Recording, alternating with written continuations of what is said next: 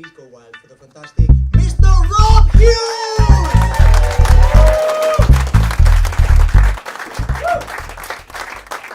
Hello! Hey. Thank you very much for being here, ladies and gentlemen. If you don't mind, I'm going to start with a bit of personal announcement. Is that all right? Yeah. For a long time, my girlfriend has complained that I'm not romantic enough. And last night, I surprised her. I actually proposed. Oh. Don't get too excited, she hasn't texted back yet.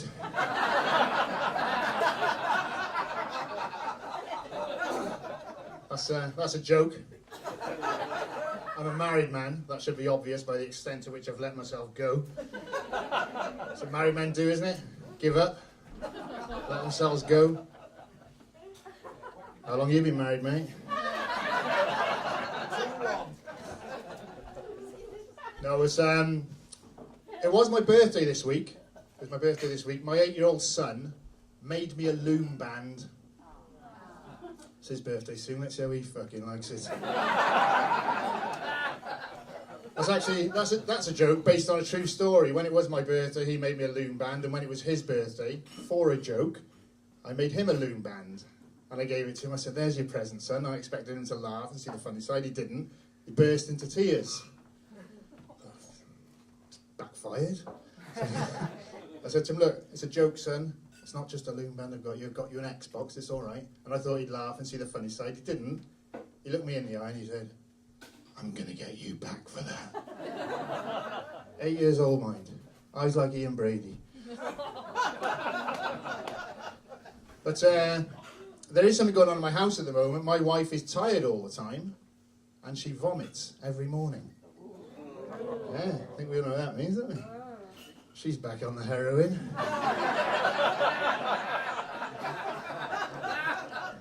My kind of people. That's not a joke.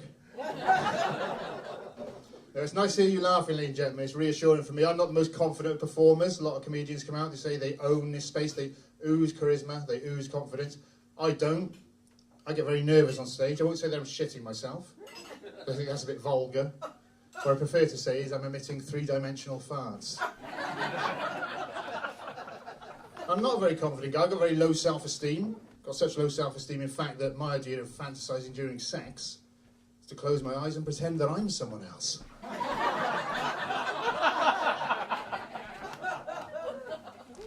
I remember the first time I ever did stand-up comedy, it was a baptism of fire. I was absolutely terrified, but it was one of those things I'd always wanted to do, like a bucket list item.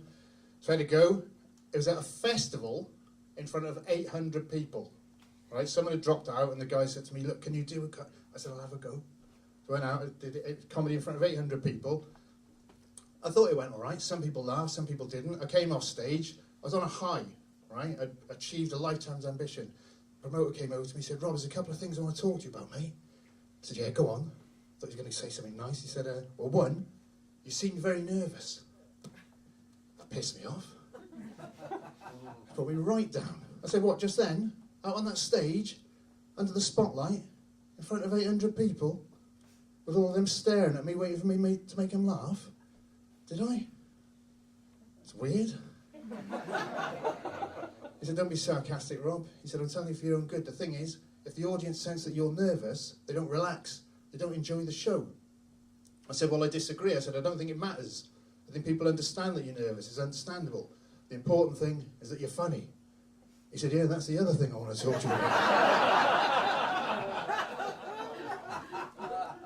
And people say to me, well, if you feel that way about it, Rob, why do you do it? If you feel that awkward, that like lacking in confidence on stage, why do you put yourself through it? That's a fair question. Nobody's more surprised that I do comedy than I am, right? My inner critic is harsher than most. You're all familiar, I'm sure, with the concept of having a voice on one shoulder that says one thing and a voice on the other that says something else.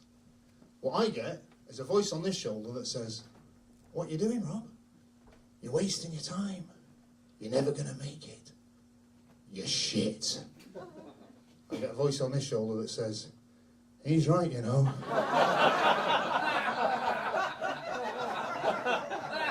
Pair of pricks.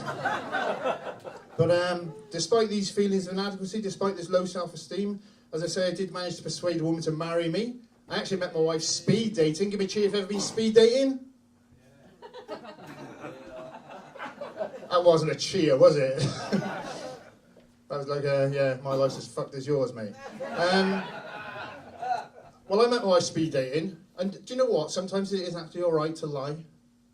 Like if you want to spare someone's feelings, for example. So I'll ask you again. Give me a cheer if you've ever been speed dating. Yay! Me and all. Funnily enough, that's where I met my wife. For the one or two of you that haven't been, I'll just quickly explain. The way that speed dating works is you have to meet a lot of people in a short space of time, and you have to ask questions to find as much as you can out about them as quickly as you can. So I remember the night very well. It was a Friday the 13th. It's not really relevant, because I'm not superstitious, and touch wood, I never will be. But my wife was sat opposite me. She wasn't my wife then, obviously. That'd been weird, wouldn't it? What are you doing here? Looking for some heroin. She was a perfect stranger at the time. She sat opposite me, she looked at me, she said, "Pick 5 words to describe yourself." I said, "I'm inarticulate."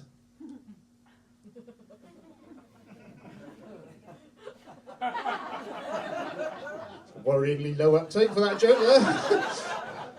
For those of you that do get that joke, congratulations. For those of you that don't, congratulations means well done. But that was a long time ago. It was very difficult for me when I started going out with my wife as boyfriend and girlfriend, because I didn't really have much experience with women.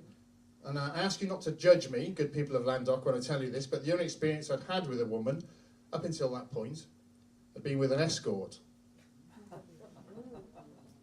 Yeah, I did ask you not to judge me, but I can feel very strongly that you are. So let me explain. And when I say escort, I do mean a woman, not the car.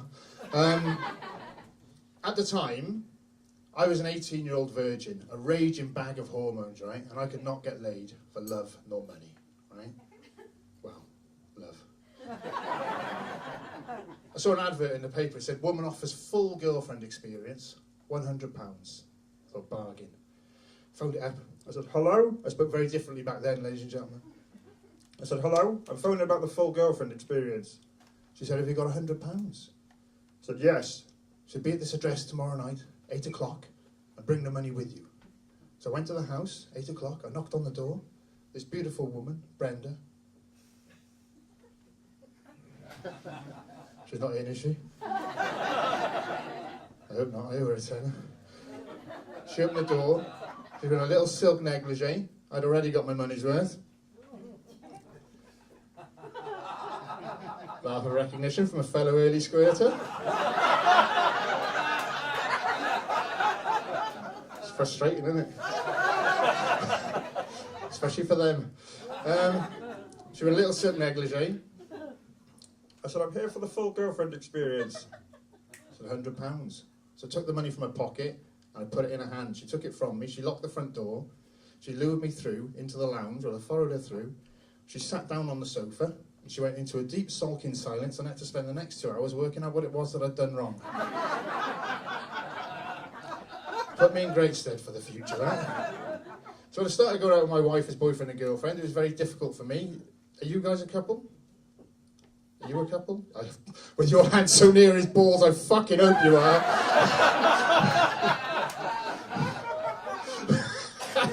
He grabbed it and put it on. Filth! You're a couple. You are a couple. What did you do for a first date, if you don't mind me asking?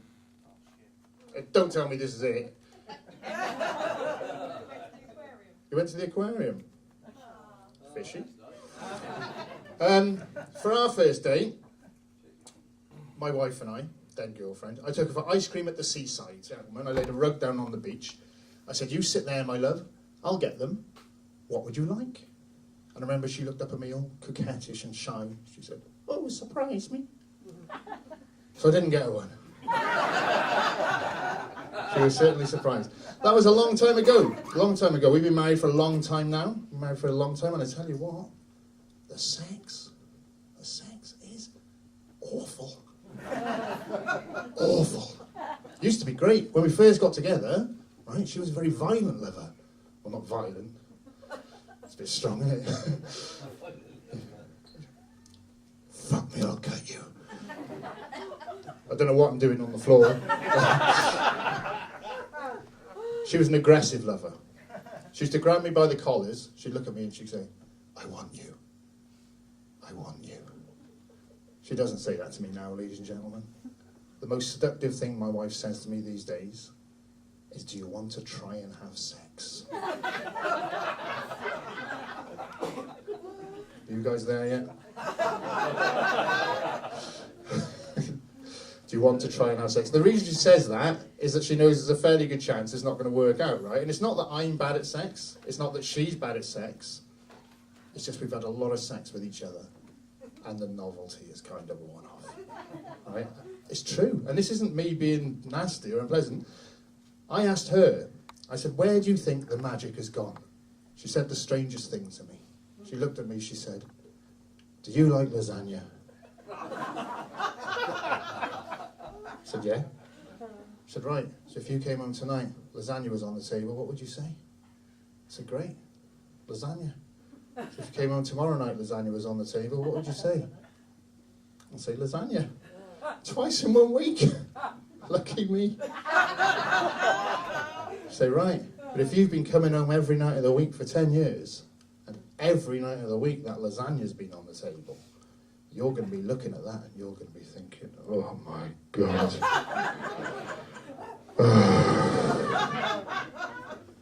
I used to love lasagna. But now I've had so much of it, the very sight of it makes me feel physically sick. And she said, that's what I think when I look at you. Which I don't believe. I don't believe it because she loves a white sauce. She does. Not so keen on the cheese. Calm down, it's only food. But we're trying to liven things up. We're trying to liven up our sex life. We went to a wife swapping party. Give me a cheer if you've ever been to a wife swapping party. Yeah, I can believe that. I can believe that. Nobody ever cheers for that. We went, right? Very risque, middle-aged move. I made a schoolboy error. Didn't realise it was just for the one night. I looked like a fucking idiot turning up with all those suitcases. We're reading a book on erotica. There's a section in the book called Food, a chapter on food, and tells you how to use food in an erotic way. And it says that the lady should pleasure herself with her favourite chocolate bar before eating it seductively in front of her partner. Right? It's not to everyone's taste, but I'll tell you one thing. It's put her right off Toblerones. I bought one of those massive duty-free ones. She ran a fucking mile. Should hear the sound it makes. Like playing a wet xylophone.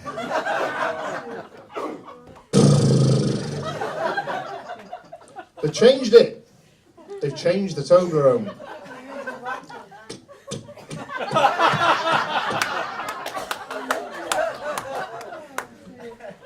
Oh.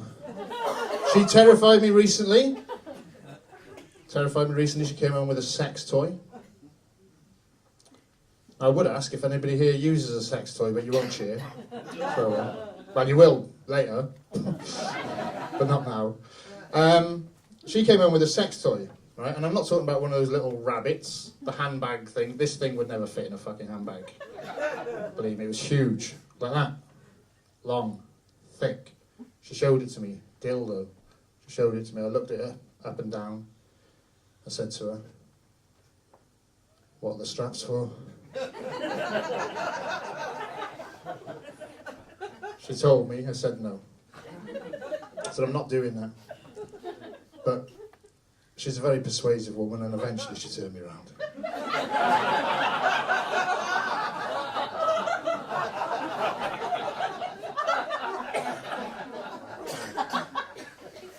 In unrelated news, I was at the doctor's recently. Had a little problem with my arse. I was very embarrassed and I said to the doctor, "I've got this sore arse." So I feel really embarrassed. She said, don't be embarrassed, Mr. Hughes, I'm a doctor, I deal with this kind of thing all the time. She said, go behind the curtain, get on the couch, take your trousers off, lay on your side, bring your knees up to your chest. So I did. Doctor came behind the curtain, put on a latex glove, with lubricating gel on a middle finger. She said, Mr. Hughes, I'm about to insert a finger into your anus. Just like that. No banter.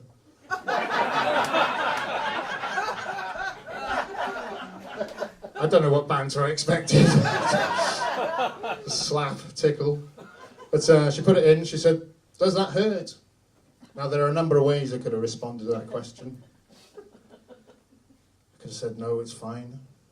No, it's okay. No, it doesn't hurt. I didn't. For reasons I have yet been able to fathom, ladies and gentlemen, when she put her finger in my ass and asked me if it hurt, I said, no, it's nice.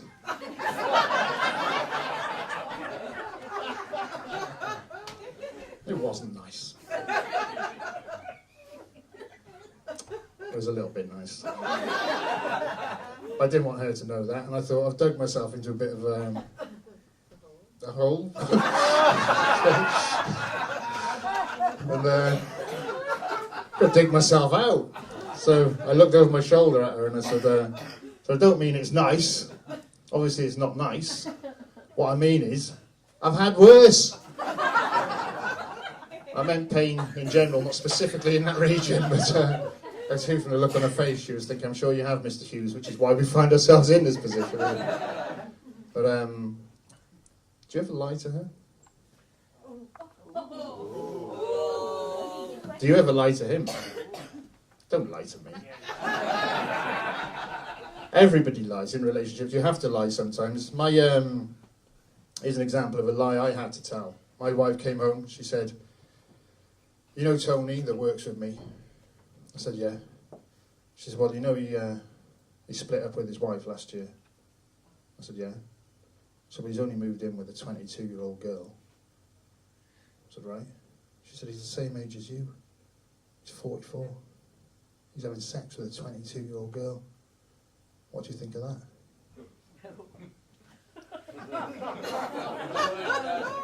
I said, what a sicko.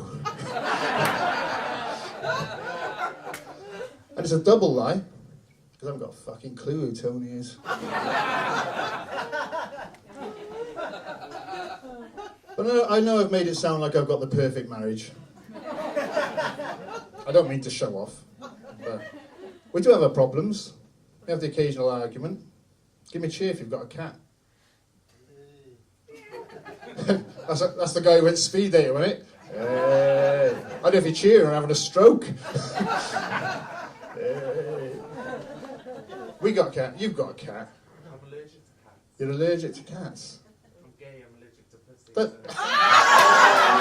Boom!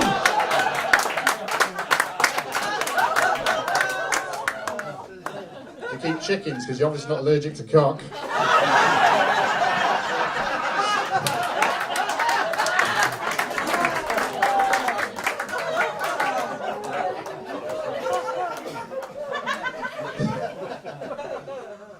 Have you got a cat? It's not a fucking difficult question. You either have or you haven't. I don't know, have we? Have you? No? Right, I've got a cat. I was hoping somebody in the front row would have a cat because I can't be asked to talk to guys too far away. No offence, man. You can come up and we can talk. But we got this cat, right? And I didn't want to get the cat, but my wife wanted to get the cat, and obviously she's in charge, right? Because she's my wife. So we ended up getting this cat, and I don't like it. And she loves it. And she says to me, or I said to her, I said, what is it you like so much about the cat? She said, well, for a start, the cat is a very hygienic animal. I know. I said, is it? She said, yeah, look at our cat. Our cat washes its bum all day. Yeah, with its tongue. It's not especially hygienic, is it? And besides, you're assuming that the cat is washing. Maybe the cat's just into it, right? I said, if you were to walk in on me hunched over, I'm going to stick my tongue up my arse. Your first thought would not be, hey, up, the shower's broken. She said, you're being ridiculous, Rob. That's how cats wash. I said, all right. He said, what is it you don't like about the cat? I said, what I don't like about the cat is that the cat doesn't shut up. I said, I come in, at the end of the day, the cat runs up to me, stands by its bowl. Now, I don't speak cat, right? But it's going, meow, meow. And I'm assuming it's asking me for food, because it's standing by its bowl. So I get the food out. As far as I'm concerned, that's the end of the matter. The cat has asked me for something. I've responded. Could shut up now, but it doesn't. Meow, meow. I'm putting food into the bowl. Meow, meow. The cat's a fucking idiot. That's the point I'm making. But then I thought, what if the cat is not asking me for food? What if the cat is trying to tell me something in its own cat way? What if the cat is actually saying to me, you know that lady that lives here with you? Well, when you were out, she came back here with another man. And they went upstairs to the room that you both sleep in. Took off all their clothes. And she lay down on the bed. And he washed her. I'm going to tell you one more thing before I go. I was talking about my kids. My kid freaked me out recently. Give me a cheer if you've got kids. Have any of your children, by way of a cheer or show of hands, ever had an imaginary friend? Yeah? Weird, isn't it? It's the weirdest thing. My son had this imaginary friend. I heard him up in his bedroom. I was downstairs, heard him up in his room, saying, oh, Victor, pass me that car. Oh, Victor, take this. Victor, do that. There's no Victor in my house. Not that I know of. Right? So I went upstairs. I thought, who's he talking to? I went in, stuck my head around the corner. He couldn't see me. He's that passing things back and forth to this invisible kid, right? It's weird. But I let it go. I thought nothing of it. But it went on for days and days, then weeks and weeks, talking to Victor all the time. And then one day he was out in the back garden. I heard him scream. So that, right? I ran out. He sounded pained, right? I went out. He's crying. I said, what's the matter, mate? What's happened? What happened? He stood there. He said, Victor pulled my hair. I said, what? I said, Victor pulled my hair. I thought, this is getting too far. This has gone too far. It's too much. I said, look, tell me this. Who is Victor? And he looked at me, right? And he said, Victor's the boy that used to live here, Daddy. That is exactly the response, right? That's how I felt. I was like, oh, suddenly went very cold. I said, Victor's the boy that used to live here? He said, yeah. I said, all right. When? He said, when the house was first built, Daddy. Victor lived here with his family. All right. I said, what happened to Victor? He said, Victor had an accident. He fell down the stairs. He banged his head very hard, and they couldn't wake him up. I said, all right. I said, where's Victor now? He said, he's standing next to you, Daddy. I stood like this. He said, he's holding your hand. And I did not want to look down in case I saw this fucking kid, right? Oh my God. My heart was pounding in my chest. My blood had run cold. I was white as a sheet. Sweat was pouring down my temples. And he looked at me and he said, I told you I'll get you back. Ladies and gentlemen, you've been an absolute delight. Thank you so much for listening to me. I've been Hughes.